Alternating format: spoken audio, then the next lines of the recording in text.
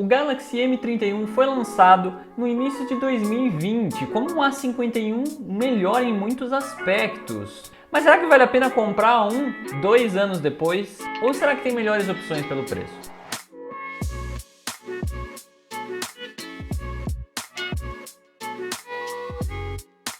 Primeiramente, vamos falar da sua ficha técnica, né? Começando pela tela, aqui a gente tem uma tela muito de boa qualidade, de 6.4 polegadas, Full HD, Super AMOLED, bem padrão Samsung 2020. Nada de taxa de atualização mais rápida do que 60 Hz, no entanto, que não era tão comum em aparelhos intermediários ainda, mas pelo menos a qualidade surpreende bastante, nada devendo muito nisso. Claro, ele não tem um brilho excepcional para uso externo, mas não vai desfalcar. Fechando o multimídia, nada de som estéreo, infelizmente, que não era algo tão comum ainda da Samsung fazer e não é até hoje na linha M, né? Porém, o alto-falante mono impressiona até que razoavelmente bem, já que ele tem um nível bom, uma claridade interessante e ele chega até que bem alto.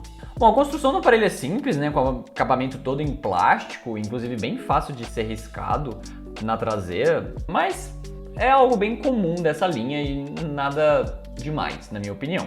Você não está comprando um aparelho premium, mas também você não está pagando o preço de um aparelho premium. Passando para o desempenho, aqui a gente tem o mesmo processador do Galaxy A51, o Exynos 9611. Só que agora ele está atrelado a 6 GB de RAM e 128 GB de armazenamento interno, o que é um upgrade bem considerável em relação aos 4 GB de RAM do A51. Isso basicamente vai te proporcionar uma experiência razoável em termos de entrar e sair de aplicativos, mas não espere um desempenho muito interessante. Aqui na descrição eu vou colocar um link de um vídeo no qual tem testes de games mais conclusivos, mas basicamente no meu dia a dia, mesmo em joguinhos mais simples, como o Hay Day, por exemplo, que é um jogo que eu acabo passando bastante tempo jogando, ele tem umas certas travadas. Não tô nem dizendo entre sair e entrar do jogo. Tô falando mesmo dentro do jogo. Não é exatamente 60 Hz, 60 FPS fluido. Tem certos engasgos, sim. Não é um processador que era muito interessante nem mesmo na época que foi lançado, já que ele não tinha lá tantos ganhos em relação ao Galaxy A50 quanto era de se esperar. E obviamente, 2 anos depois, né, a situação não melhorou, infelizmente. Para termos de comparação, em benchmarks, o aparelho tem um desempenho bruto próximo ali ao Galaxy A03, o aparelho mais simples da linha da Samsung atual. É um desempenho ok, com os 6 GB de RAM sendo um diferencial, porque por mais que o desempenho não impressione, os 6 GB de RAM dão uma segurada nas pontas. As câmeras traseiras diferem um pouco do A51, né? Sendo até melhores em alguns aspectos. A principal de 64 megapixels é bem melhor do que a do A51, principalmente em questão de abertura do sensor, né? Em termos de megapixels, não é tão melhor assim do que os 48 do A51.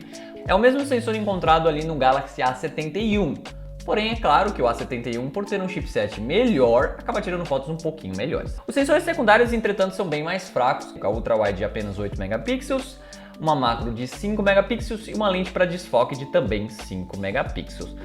No geral, o sensor principal de 64 até dá para você tirar fotos razoáveis em boas condições de iluminação.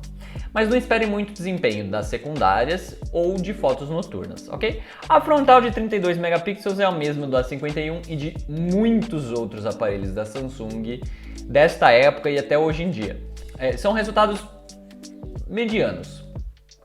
Nada além do esperado.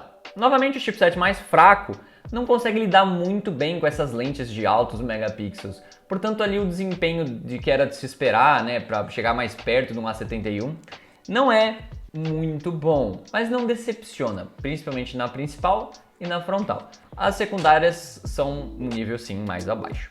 Pelo menos a gente tem 4K na traseira e 4K na frontal, uma coisa que não vemos muito em intermediários nem nos mais atuais.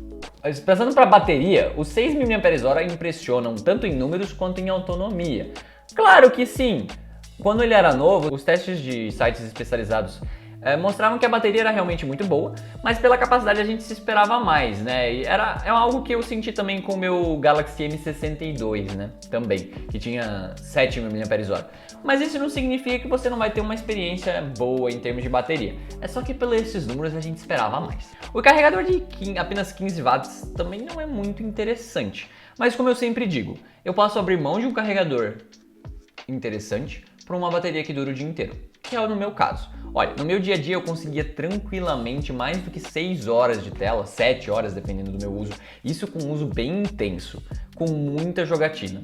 Ou seja, dia inteiro tranquilo de uso, mesmo se tiver um uso intenso. De extras a gente tem os essenciais, né? Wi-Fi 5 GHz, Bluetooth 5.0, nada de 5G, não era tão comum ainda na época que esse aparelho foi lançado, e nada de NFC também, infelizmente, também não é tão comum na linha M. O aparelho conta com um leitor de impressão digital na traseira, que já é um pouco datado, mas funciona razoavelmente bem até.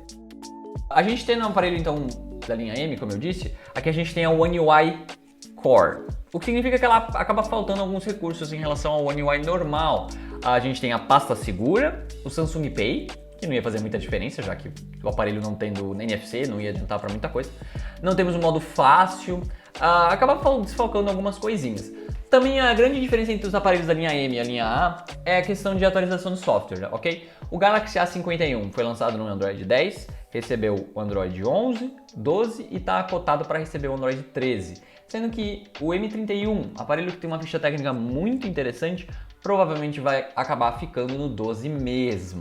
Ainda não é certeza, tem sites que dizem que ele vai receber o Android 13, tem sites que dizem que ele não vai receber, mas nesse caso é melhor esperar pelo pior e aceitar que ele vai ficar no Android 12, o que por mais de um bom tempo é mais do que suficiente, ainda mais porque provavelmente atualizações de segurança ele ainda vai contar por algum tempo. A única questão é que a gente não tem aquela certeza como a gente tem nos aparelhos da linha A, daqueles 4 a 5 anos de segurança e 3 updates grandes. A linha M é meio perdido nesse aspecto. Bom, finalmente vamos falar de preço e se ele ainda vale a pena em 2022, né? Como é um aparelho usado, obviamente, já que para encontrar novo é muito difícil de encontrar estoque e os preços são altíssimos, né? Enfim, em sites como a Trocafone é impossível encontrar o aparelho em muito boas condições por próximo ali aos R$1.000 e R$1.100. Em mercados de usados locais é até possível encontrar por menos que isso, mas não é difícil de estabelecer um padrão. A Trocafone você pode comprar em qualquer lugar do país, portanto é um padrão interessante de preço para ser utilizado. Comparando com o seu companheiro, extremamente parecido como eu disse, o A51, ele é até R$200 mais caro, infelizmente. Olha, eu não pude testar o A51 a fundo, mas baseado nas semelhanças, sim, os 4 GB de RAM são piores e vão ser mais perceptíveis, principalmente saindo e entrando em jogo. Mas dado o desempenho que já não é muito bom em nenhum cenário, eu sinceramente não vejo tanta diferença assim para valer o custo a mais. O A51 não tinha uma autonomia de bateria ruim, não era espetacular, mas não era ruim. E talvez pela diferença de preço, talvez o A51 acabe valendo mais a pena. Ainda mais porque no próprio Trocafone, o A71, que sim, não tem uma autonomia tão forte quanto esse aqui, mas tem desempenho bem melhor, as mesmas câmeras, mas obviamente por conta do desempenho melhor, um resultado em câmeras melhores, um aparelho que vai receber o Android 13, né?